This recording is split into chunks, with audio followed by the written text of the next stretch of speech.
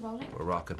Oh, I know in the past when you've directed with Confessions of a Dangerous Mind and with Good Night and Good Luck, you've written apologies to people that you feel you've taken scenes from, whether it be Sidney Pollack or Sidney Lumet or Mike Nichols. Here, most of these people that you're probably paying homage to aren't around anymore. I don't know whether there are people you would think, if they were still alive, I'd like to send them a little Go over letter. to Preston Sturges and leave a note on his grave, you know, and to Howard Hawks. Yeah, I stole from a lot of guys on this one. I stole a couple of shots from Joel and Ethan Cohen. They saw the movie the other night, and they started laughing the minute they saw the shot, because I'd already told them I stole it. And, yeah, you know, in general, the idea was the themes of the old-fashioned films. You know, the try to use those underpinnings. And it's a tough call to make those screwball comedies have a certain nostalgic value, obviously, but they had a tone that's kind of hard to sell to maybe to a modern audience, and finding that balance where they're going to go with you and at the same time you're making something that's your own. Well, there's a trick to it. If you watch His Girl Friday or films like that, as much as I love them and they're great, you couldn't take Rosalind Russell, for instance, and implant her into a movie now and us buy it. You know, she'd be like, sure, whatever, I don't care, it doesn't matter, whatever you say. It won't play.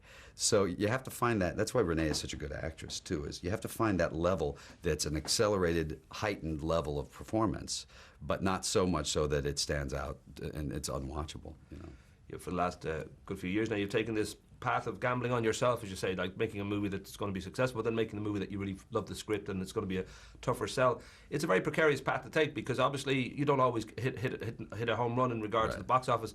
I don't know whether you feel it's something that you think, well, no, this is exactly, every career should be like this, or whether there's times you think, why don't I just make, sequels and not have all this headache of I've trying made to some convince sequels. people? You Right. know, the truth is, I have sort of a really lucky career, because I kind of am doing the projects I want to do. The ones that you feel you're selling out for are infinitely better than most of the films that people are making. So I always feel like, well, some of the films I do, people absolutely hate. You know, people hated The Good German, and some of them hated Solaris, and other people loved it. And so you make them and you go, well, I'm sort of stuck in the idea of going, I gotta go by my own taste, and then what that ends up with in the end we'll all be able to figure out. Because a lot of times things change. Oh Brother, when it first came out, was a big flop, and we were pretty poorly reviewed, and now people like that film a lot.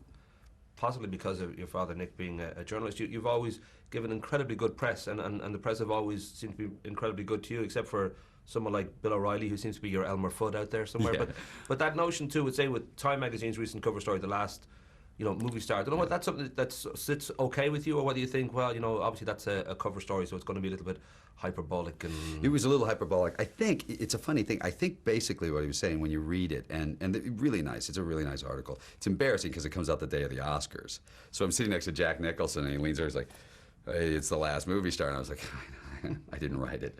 But I think what he was talking about, and in fairness, in some ways it's a bit of a knock on me, and I don't mean that he was being unkind, but that there's actors out there like Johnny Depp. He can sort of transform himself into a lot of different characters.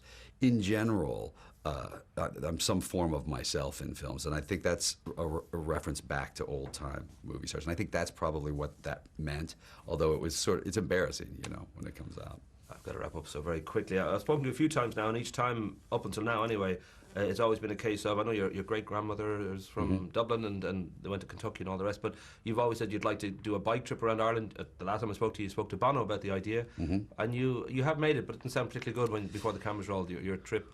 It just ended on a tarmac, but I'm getting closer to actually getting into the